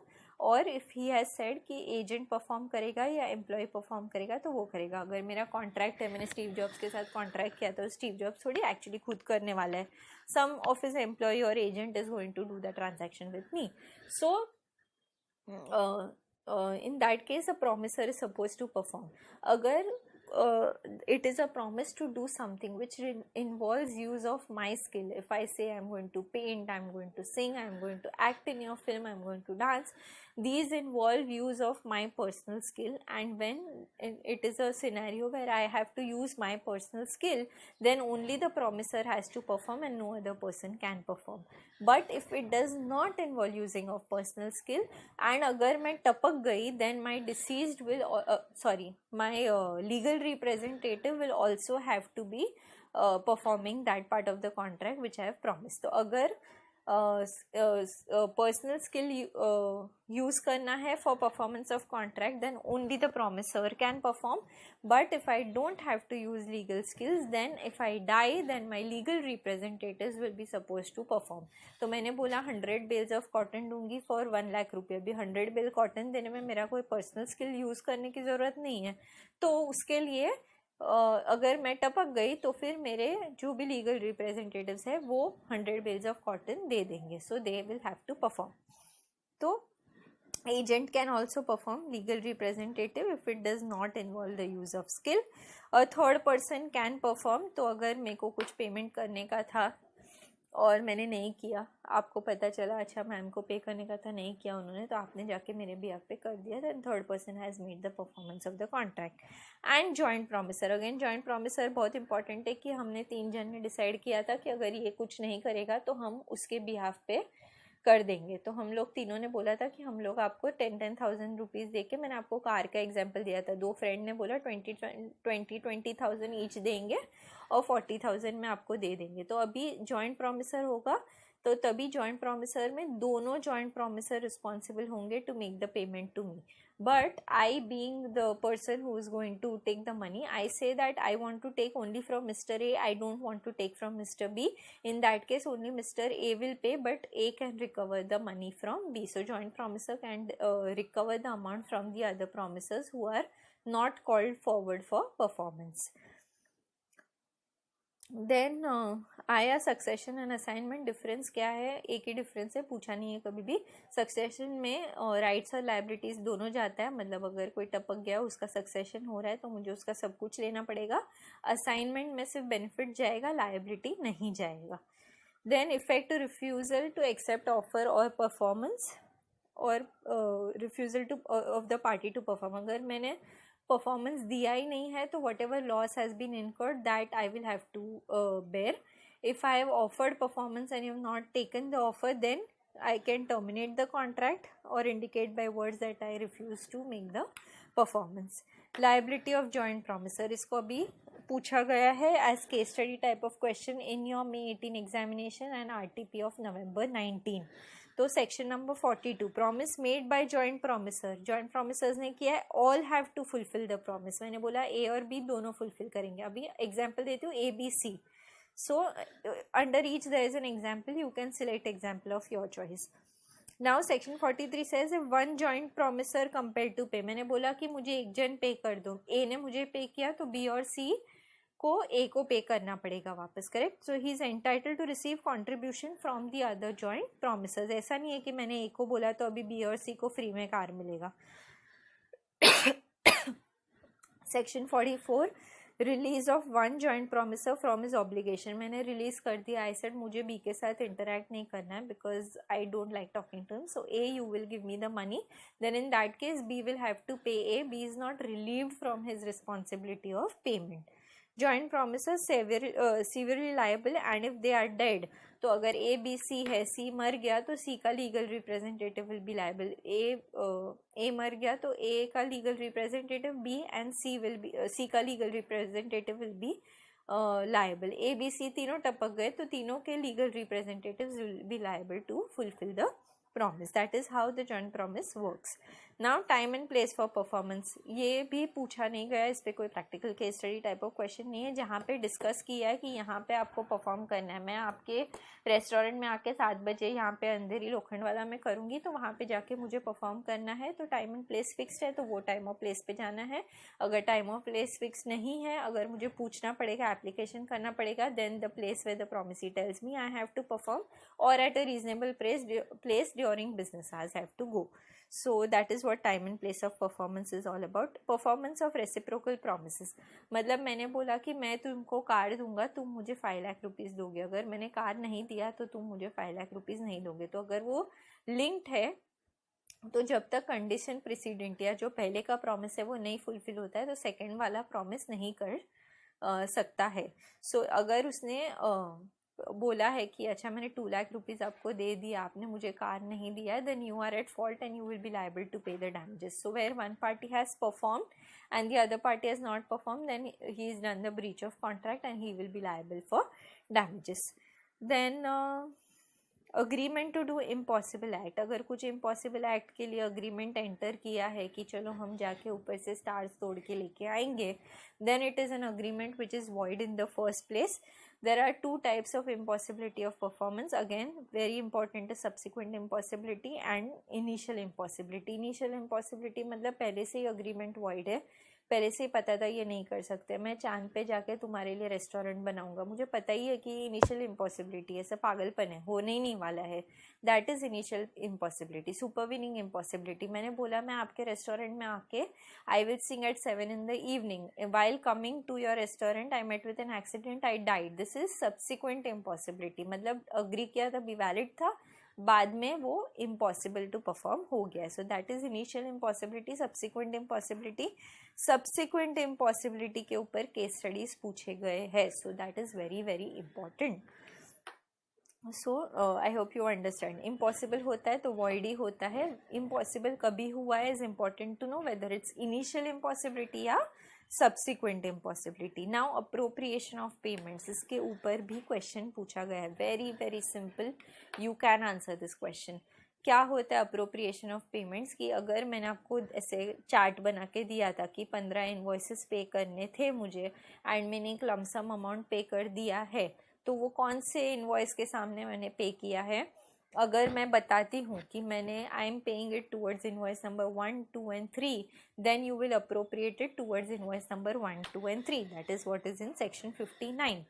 अगर मैंने आपको नहीं बोला है तो आपने उसको इनवॉइस नंबर 10, 11, 12 के सामने अप्रोप्रिएट कर दिया, it is fine. So if the person who is making the payment does not say anything, then the person receiving the payment can appropriate it towards any invoices which he wishes to.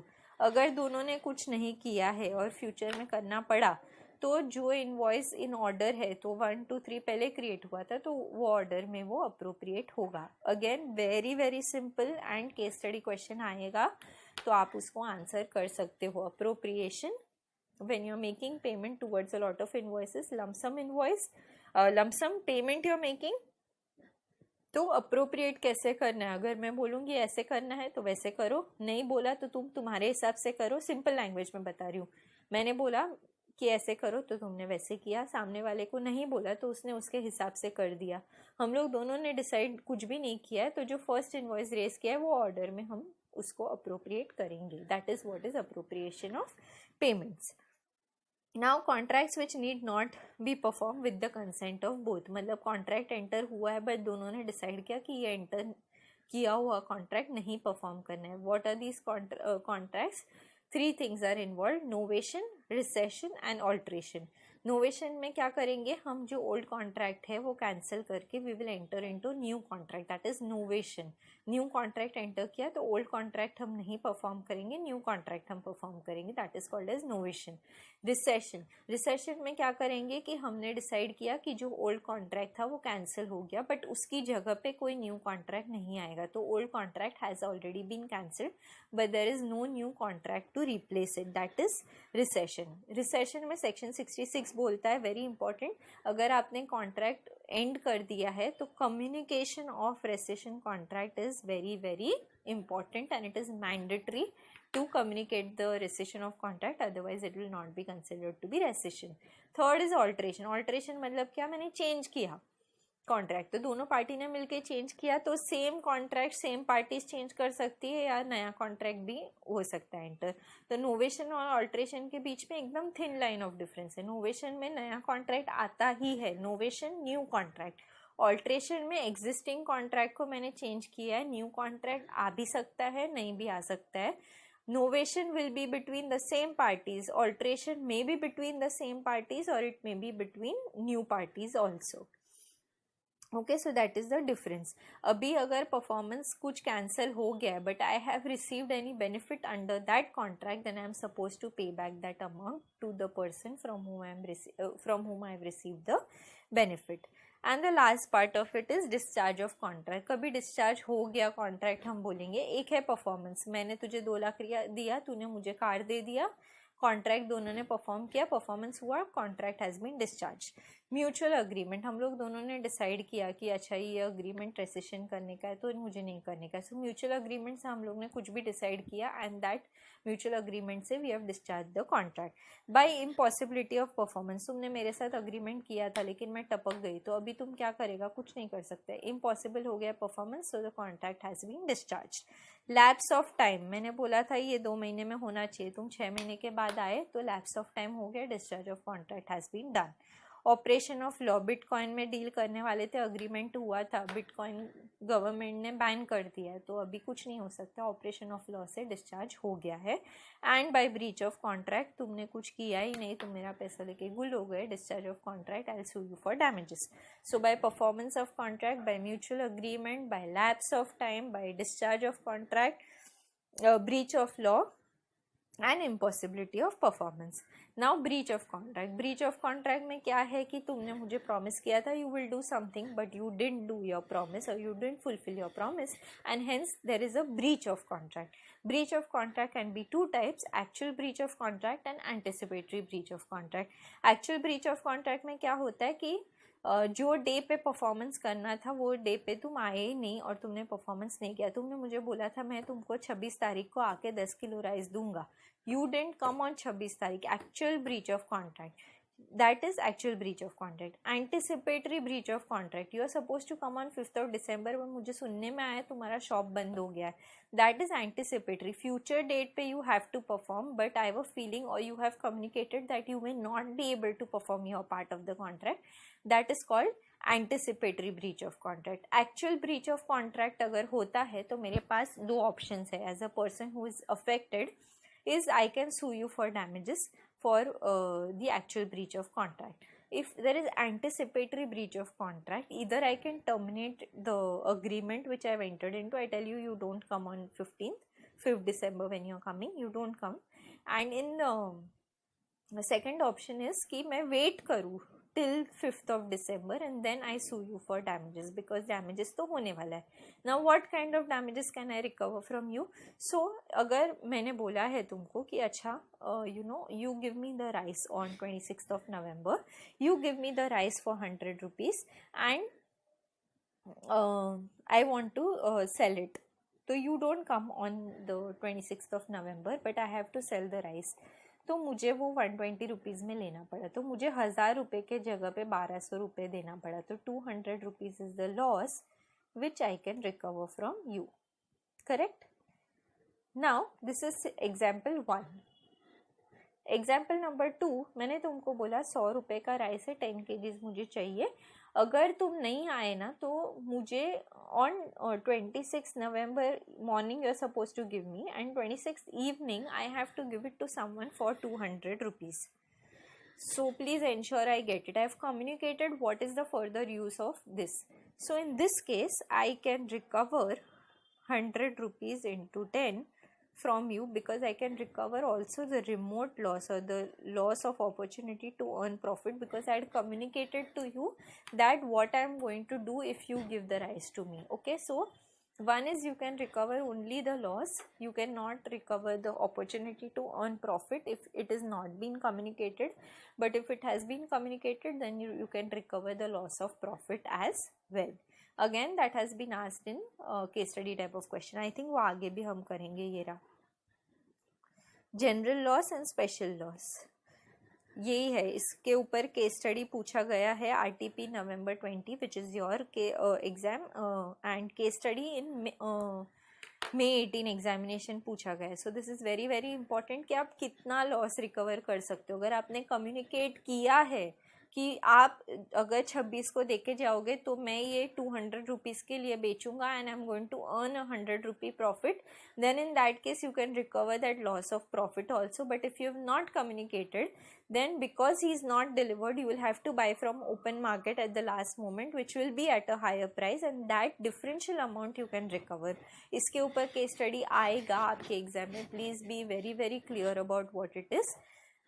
Then अच्छा, what are the remedies for breach of contract. Remedies क्या होगा, तो एक है आप damages के लिए सू कर सकते हो. रेसिशन ऑफ कॉन्ट्रैक्ट, हमने कॉन्ट्रैक्ट ही एंड कर दिया.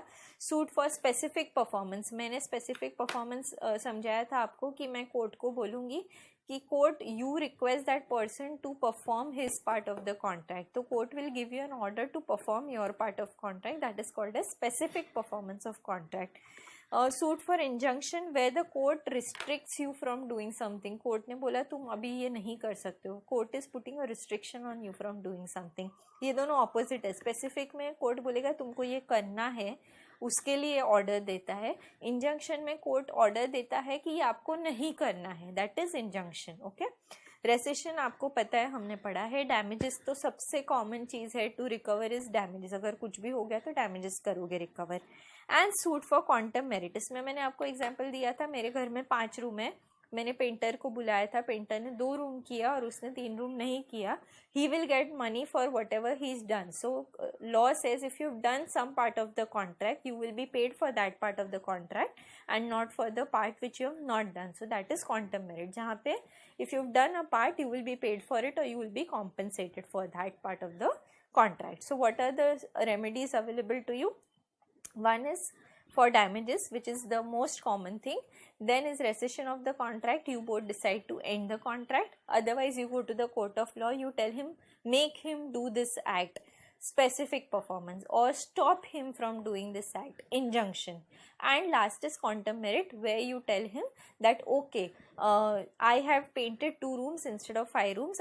You were supposed to give me 50,000 for 5 rooms, you give me 20,000 for the 2 rooms I have painted. So where a person has done something, he will be compensated for the act which he has already performed. Now what are the remedy by way of damages. उसमें अलग अलग type के damages है. एक है general damage, जो मैंने आपको बोला कि अगर ये डेट पे डिलीवर करना था, नहीं किया तो उसको ओपन मार्केट से लेना पड़ा, तो what ever the differential is the loss which you can claim as a damage. Special damage, जहाँ पे मैंने बोला था अगर तुम मुझे नहीं दोगे तो मेरा ये बड़ा असाइनमेंट जाने वाला है जिसमें मुझे 100 रुपीज़ पर kg का प्रॉफिट होने वाला है, आप नहीं आए तो मुझे वो स्पेशल डैमेज भी मैं रिकवर कर सकती हूँ, because I have communicated about the remote loss to you. Then is vindictive exemplary damage. मेरा शादी होने वाला था, पति मंडप में आया ही नहीं, मैं एकदम दुखी हो गई, तो मेरा फीलिंग्स हर्ट हो गया, तो that is damage for recovery, not for recovery, I am saying damages where you have hurt the feeling of that particular person. Then nominal damage, तुम 100 किलो राइस लेके आने वाले थे, 10 किलो राइस लेके आने वाले थे, यू डिडंट कम. मेरा दुकान तो ऐसे भी नहीं चलता है, तो मेरा तो कुछ बिकने नहीं वाला था, आ जाओ या कल, मेरा दुकान चलता ही नहीं है, तो I have not really suffered any loss. तो नॉमिनल इज कि तुमने सफ़र नहीं किया loss, but because there is breach of contract, court will give you some nominal amount as damages. It can be as low as 25 paisa. Then damages for deterioration caused by delay. अभी delay का deterioration does not mean कि सच्ची में deterioration, मतलब केला है वो आने वाला था, वो 5 दिन के बदले 10 दिन लगा, वो सब काला हो गया, तो डिटीरियोरेशन बाय डिले हो गया. But because you delayed the process, तो मेरा अपॉर्चुनिटी फॉर सेल भी गया. You are suppose to deliver it before Diwali so that I can sell it in Diwali, but you delivered after Diwali, तो दिवाली में मेरे जितने ऑर्डर्स थे I have loss the opportunity for sale. So if there is deterioration by delay then उसका भी damages मिलता है. And prefix damages where we enter into a contract, पहले से लिखा, अगर कॉन्ट्रैक्ट का ब्रीच होगा then this is the damage which you will have to pay. So what are the different types of damages. One is your general damage, one is your special damage, one is for feelings hurt, vindictive damages होता है. then is nominal damage where there is no actual damage suffered but एक token amount दे दिया as damages suffered. damage due to deterioration by delay, not necessarily physical damage but also includes opportunity for sale. and the last is prefix damage where you decide पहले से कि कितना damage देंगे if there is non performance of the contract. now coming to penalty and liquidated damages, again I think this was asked in your mock test papers. तो इसमें आपको क्या है, पेनल्टी है, लिक्विडेटेड डैमेजेस है। इंग्लिश लॉ में उसके बीच में डिफ्रेंसिएशन होता है, इंडियन लॉ में there is no differentiation between penalty and liquidated damages. What is the main difference between the two? Liquidated damages मतलब कुछ कैलकुलेशन करके आया है कि ये इतना लॉस हो रहा है, तो वो लिक्विडेटेड डैमेजेस कैलकुलेट होकर अग्रीमेंट में डाला है। पेनल्टी मतलब एक एडहॉक अमाउंट डाल दिया, not actually calculated how much damage will be incurred. मतलब कैलकुलेट करूंगी 10 किलो राइस है, 100 रुपये में नहीं लाया, नहीं दिया तो मुझे मार्केट से खरीदना पड़ा, 120 में खरीदना पड़ा, and I wasted my time, so I lost my customers. वैसे मैंने पूरा कैलकुलेशन किया, that is liquidated damages. Indian law में there is no difference between liquidated damage and penalty. What ever is the lower amount of the two, the court will give you. तो अगर loss is less than the penalty, you will get the loss. If it's more than the penalty, you will get the penalty amount which has been decided between the two. That's the difference. Now rescission of contract. The contract, what is a rescission? We have again done this. Contract ends, affected party is absolved from duty and it is entitled to damages. Quantum merit, again it has been asked in your RTP May 20, where as much as the party doing the service has deserved. तो जितना काम उसने कर लिया है उतने के लिए उसको पैसा मिलेगा. Two conditions to be fulfilled. Original contract has been discharged. Claim is brought by the party not in default. तो जिसने नहीं डिफॉल्ट किया है वो मांग रहा है पैसा, तो उसको पैसा मिलेगा because he is performed part of his contract. Now when does quantum merit का cases arise? Agreement is discovered to be void or contract becomes void. Something is done without intention to do gratuitously. मैंने painting किया था, free में नहीं कर रहा था, मुझे उसके लिए पैसे चाहिए थे, या फिर मैंने बोला कि अच्छा मैं पेंट करता हूँ, कितना पैसा होगा, हाँ वो बाद में देख लेंगे. सो रेम्यूनरेशन इज नॉट फिक्स्ड. वैसे कॉन्ट्रैक्ट्स में भी क्वांटम मेरिट अप्लाई होगा where there is no agreement as to remuneration. One party abandons or refuses to perform the contract. बोला मैं 2 हो गया, अभी मेरे को ना सर्दी आ रहा है, मेरे को कोरोना हो गया, मैं नहीं आ सकता हूँ. बोला हाँ ठीक है मत आ, ये ले 2 रूम के पैसे. So he refuses to perform his part of the contract. Contract is divisible and party not in default has enjoyed the benefit. तो उसने जितना पार्ट परफॉर्म किया तो मेरा 2 रूम तो पेंट हो गया ना, I enjoyed the benefit of it.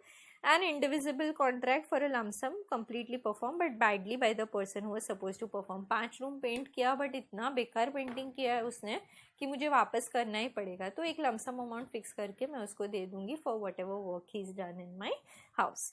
Okay, so that is quantum merit. Suits for specific performance and injunction we have already discussed. Now coming to the last part of the unit. I am sorry, थोड़ा extend हो गया है. Okay, ये उड़ गया है. Last part is contingent contracts and quasi contracts. Contingent contract मतलब क्या है, उसमें 4 conditions आपका fulfill होना चाहिए कि I am doing something which is uncertain, which is going to happen in the future, and there is a collateral to the contract, happening or non-happening of event. Collateral to the contract, it is not merely based on the will of the promisor. Happening non-happening is based on independent circumstances, not only the will of the promisor, and the future event is uncertain. अगर वैसा कुछ है तो that will be considered to be a contingent contract. Now enforcement of contract on happening of a event. मैंने बोला था उसमें अलग अलग चीज़ें. एक है happening of event पे ये contract होगा, non happening of event अगर ship आता है within 1 year then this is applicable. If the ship does not return within a period of 1 year, तो वो अगर नहीं आया तो ही वो agreement valid होगा, otherwise it will become a void agreement. Then a contract अगर कुछ event के ऊपर based है, that event or conduct becomes impossible to perform, then it will be considered to be a void agreement. So A and B decided to get married, but one person died out of them, then it will not become a valid contract. It's a void contract because it's a subsequent impossibility to perform. Contingent on happening of specified event within a fixed time and happening of event within a fixed time. तो जो बोला है within a fixed time और here on the event happening, अगर वो event होता है, अगर ship 1 साल के बाद आ रहा है then it is void. अगर ship within 1 year आ रहा है, event happening, then it is a valid contract, otherwise it will be considered to be a void contract. What is the difference between a contingent contract and void contract? Again, very very important because it has been asked twice in your May 18 and RTP of May 20. Contingent contract होता है वो उसके में collateral event happening non happening पे होता है, यहाँ पे मनीज वर्थ होता है ऑन हैपनिंग और non happening of a event.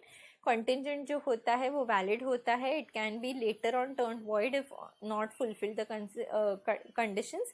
Wagering agreements void ab initio होता है तो वो पहले से ही वॉइड हो जाता है। And the contracting parties have a interest in the subject matter, ship return हो रहा है नहीं हो रहा है। वेजरिंग अग्रीमेंट में they have no interest in the subject matter, तो वो सिर्फ बेट लगाने का काम किया है। Now coming to quasi contracts, again it has been asked in a case study in your November 19 examination. I think the case study was something relating to excess overpayment of money. RTP में November 20 which is your attempt and RTP November 19. quasi contract हमने पढ़ा कि वो essential elements of contract जो करने वो नहीं है, it's not like a proper contract but it is like a contract, and which is why it's called a quasi contract because it resembles a contract. आपके कौन से कॉन्ट्रैक्ट्स क्वाजी कॉन्ट्रैक्ट में आएंगे, तो जब भी फाइंडर ऑफ लॉस गुड्स है, excess payment कर दिया है, सप्लाई ऑफ नेसेसिटीज़ और पेमेंट बाय इंटरेस्टेड पर्सन, मैंने इलेक्ट्रिसिटी बिल पे कर दिया on behalf of my landlord, all of these contracts will be which we have already discussed, right. Necessities supplied, interested person enjoying benefit of a non-gratuitous act, responsibility of finder of goods, and money paid by mistake. So when I'm making payment, excess payment, and even though there is no formal contract between the two of us, and because you've paid an excess amount to me, I'm supposed to return it back to you, that will be considered to be a quasi contract. This ends your revision of the Contract Act. I hope you guys have understood it, and tomorrow we'll be doing the other acts which are applicable to you, so please do attend. And yeah, any other questions you can ping me. Those who don't have any questions, please go back to studying so that you don't waste time. I am live for some time. If you have any questions we can discuss, otherwise we can end the session here. And also one important thing is I'll be uploading this video and I'll share the link with you so that you can view it. Like अगर आपका exam centre दूर है तो return होते होते आप एक video 1.5 our का देख लोगे तो आपका रिविजन भी हो जाएगा and it will save you a lot of time. और before going to sleep you can have a look at the video, अच्छा नींद भी आएगा आपको.